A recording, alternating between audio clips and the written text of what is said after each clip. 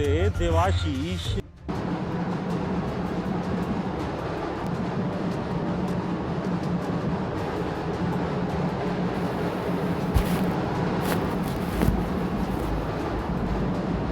CM Vishnu देव Japan और south Korea की 8 दिन की यात्रा के बाद दिल्ली होते हुए छत्तीसगढ़ रायपुर पहुंचे। साय का जोरदार स्वागत रायपुर एयरपोर्ट में किया गया। साय ने जापान के ओसाका में छत्तीसगढ़ का बिजनेस पवेलियन स्टॉल का उद्घाटन किया, जिसमें 20,000 लोग पहुंचे थे, जिसमें छत्तीसगढ़ के कलाकृति और उत्पाद को रखा गया था। विष्णु देव 6 MOU किए। इससे 6 लाख करोड़ का इन्वेस्टमेंट आएगा। PPP news public press partner news की खबर। और ये जो 22 अगस्त से 29 अगस्त तक जापान और दक्षिण कोरिया की 8 दिनों की यात्रा थी, ये बहुत ही यात्रा सफल रही और साउथ कोरिया के 8 दिवसीय सफल विदेश यात्रा के बाद आज छत्तीसगढ़ वापसी हुई है। सौभाग्य है कि हमारे देश के यशस्वी प्रधानमंत्री श्री नरेंद्र मोदी जी वो भी जापान की यात्रा पर हैं। और जब से हमारे देश के प्रधानमंत्री बने हैं तो विश्व में हर जगह भारतीयों का मान और सम्मान बढ़ा है। पहले भी विदेश गया हूँ, लेकिन इनके प्रधानमंत्री बनने के बाद जो विदेशों में भारतीयों का सम्मान है वो पहले कभी नहीं रहा। जो MOU हुआ है, आने वाले 10 साल में करीब 6 लाख करोड़ का निवेश आने वाला है, जिससे हमारे देश और छत्तीसगढ़ को भी लाभ होने वाला है। छत्तीसगढ़ को जोड़ने का इसमें काम हुआ है। इसमें ओसाका में वर्ल्ड एक्सपो 2025 का आयोजन हुआ है, जिसमें छत्तीसगढ़ का पेविलियन भी, जिसका शुभारंभ हमारे हाथों से हुआ। बहुत अच्छा पवेलियन की तारीफ वहाँ पर हो रही है,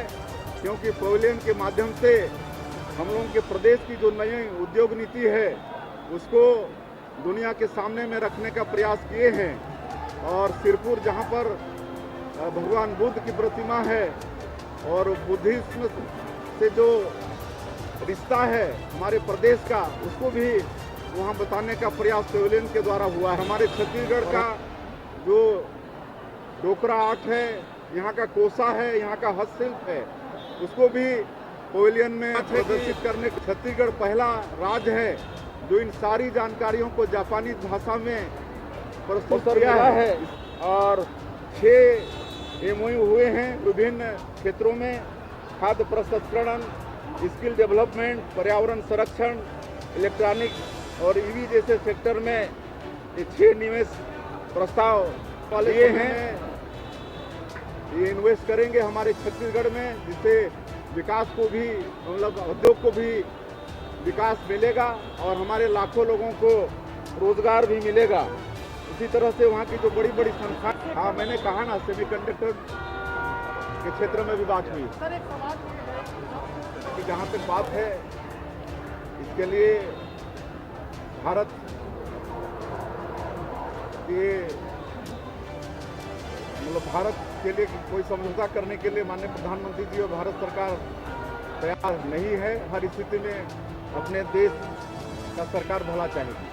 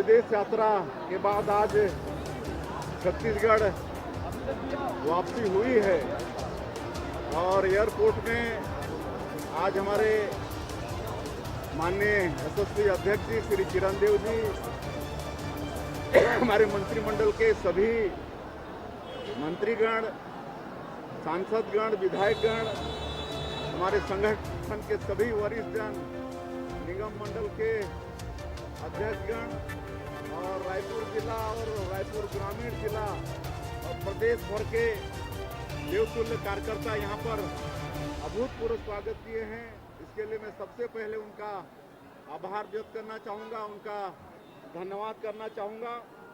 और ये जो 22 अगस्त से 29 अगस्त तक जापान और दक्षिण कोरिया की 8 दिनों की यात्रा थी, ये बहुत ही यात्रा सफल रही। इसमें टोक्यो, ओसाका और सोल, जिसको सियोल भी कहते हैं, दक्षिण अफ्रीका के अंतर्गत है, तो इन शहरों में जाने का अवसर मिला है। और सौभाग्य है कि हमारे देश के यशस्वी प्रधानमंत्री श्री नरेंद्र मोदी जी वो भी जापान की यात्रा पर हैं और वो जब से हमारे देश के प्रधानमंत्री बने हैं तो विश्व में हर जगह भारतीयों का मान और सम्मान बढ़ा है। मैं पहले भी विदेश गया हूँ, लेकिन इनके प्रधानमंत्री बनने के बाद जो विदेशों में भारतीयों का सम्मान है वो पहले कभी नहीं रहा। ये हम सब लोगों के लिए सौभाग्य का विषय है। और ये दौरा माननीय प्रधानमंत्री जी का, इसमें जापान के साथ में जो MOU हुआ है, आने वाले 10 साल में करीब 6 लाख करोड़ का निवेश आने वाला है, जिससे हमारे देश और छत्तीसगढ़ को भी लाभ होने वाला है। और ये निश्चित रूप से हमारे देश की अर्थव्यवस्था और छत्तीसगढ़ में औद्योगिक निवेश और विकास को भी एक नया ऊर्जा देगा। और हमारा ये जो जापान और साउथ कोरिया का जो यात्रा है, ये सीधे सीधे छत्तीसगढ़ को जोड़ने का इसमें काम हुआ है। इसमें ओसाका में वर्ल्ड एक्सपो 2025 का आयोजन हुआ है, जिसमें छत्तीसगढ़ का पेविलियन भी, जिसका शुभारंभ हमारे हाथों से हुआ, 22 तारीख से लेकर आज 30 तारीख है, आज तक चलने वाला है। और इसमें बहुत अच्छा पेविलियन की तारीफ वहाँ पर हो रही है, क्योंकि पेविलियन के माध्यम से हम लोगों के प्रदेश की जो नई उद्योग नीति है उसको दुनिया के सामने में रखने का प्रयास किए हैं। और सिरपुर, जहाँ पर भगवान बुद्ध की प्रतिमा है और बुद्धिज्म से जो रिश्ता है हमारे प्रदेश का, उसको भी वहाँ बताने का प्रयास पेविलियन के द्वारा हुआ है। और हमारे छत्तीसगढ़ का जो डोकरा आर्ट है, यहाँ का कोसा है, यहाँ का हस्तशिल्प है, उसको भी पेविलियन में प्रदर्शित करने का प्रयास हुआ है। और सबसे बड़ी बात है कि छत्तीसगढ़ पहला राज्य है जो इन सारी जानकारियों को जापानी भाषा में प्रस्तुत किया है। इससे वहाँ के लोगों को छत्तीसगढ़ को समझने में बहुत आसानी हुआ है और इसकी सराहना सबने की है। और करीब 30,000 लोग हमारे छत्तीसगढ़ के पेविलियन में रोज आते थे। ये हम लोगों के लिए, छत्तीसगढ़ के लिए बड़ा सौभाग्य का विषय है।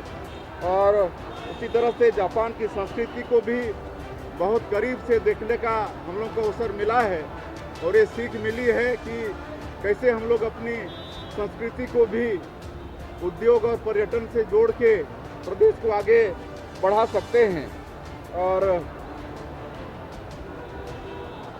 हम लोगों ने टोक्यो, ओसाका और सियोल, ये तीनों जगह इन्वेस्टर कनेक्ट का आयोजन हुआ था, जिसमें एशिया महाद्वीप के बहुत से बड़े बड़े उद्योगपतियों से मुलाकात करने का अवसर मिला और उनको भी छत्तीसगढ़ को जानने का अवसर मिला है।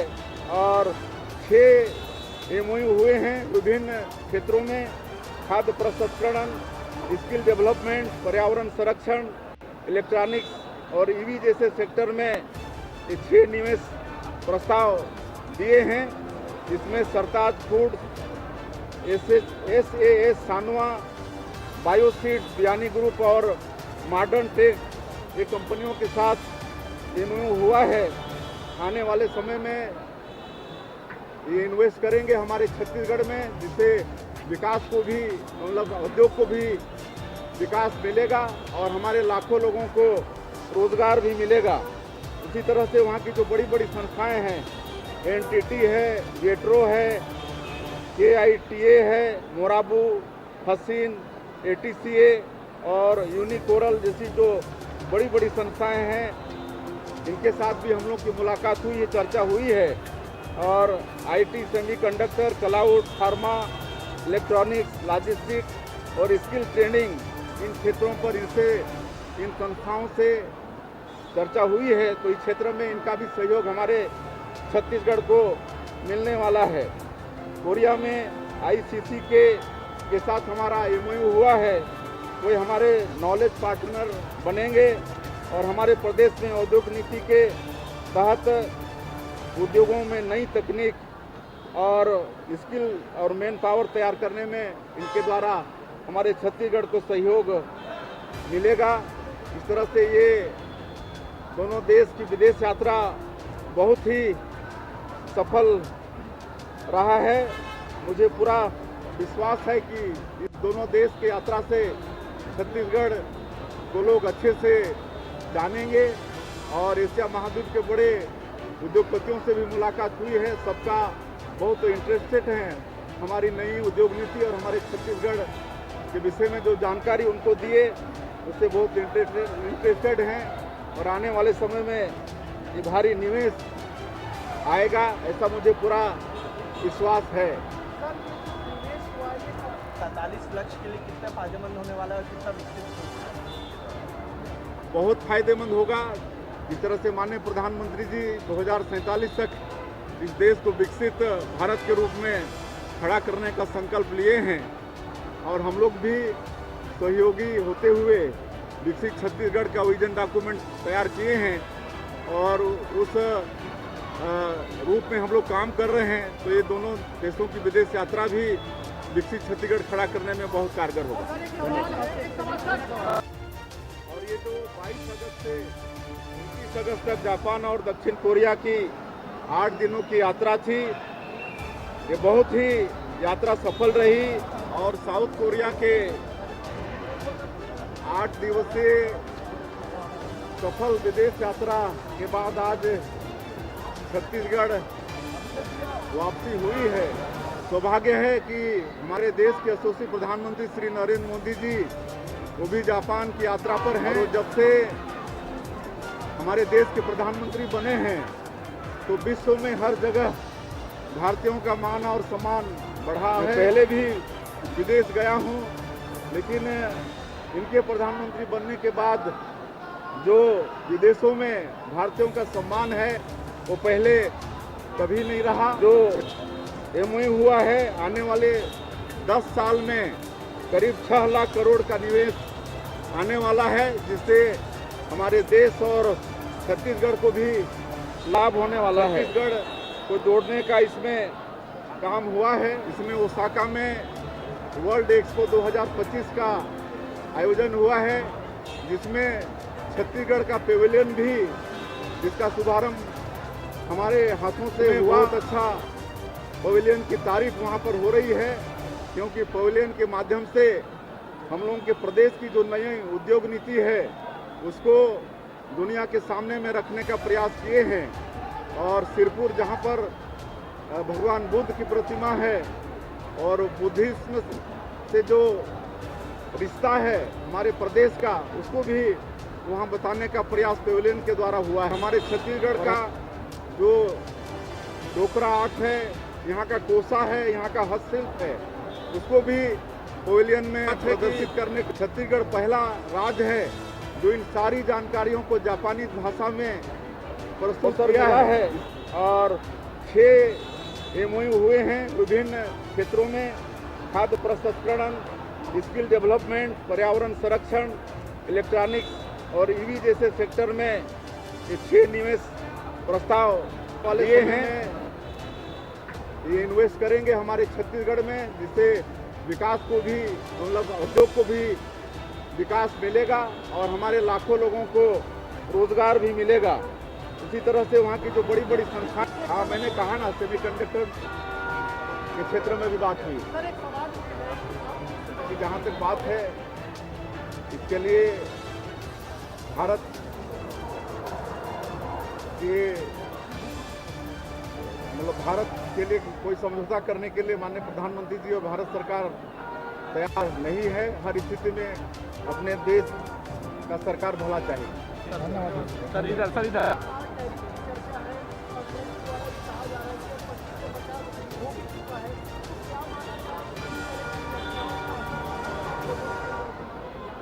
देखिए, टेरिफ की जहाँ तक बात है, इसके लिए भारत के, मतलब भारत के लिए कोई समझौता करने के लिए माननीय प्रधानमंत्री जी और भारत सरकार तैयार नहीं है। हर स्थिति में अपने देश का सरकार भला चाहिए। सर इधर देखिए, थोड़ा वक्त तो लगेगा, लेकिन बहुत ही जल्दी ये लोग हमारे भारत और छत्तीसगढ़ की धरती में आने वाले हैं और हम लोगों को दिखेगा। सर आपका ये दौरा प्रधान, हाँ मैंने कहा ना, सेमीकंडक्टर के क्षेत्र में भी बात हुई। सर एक सवाल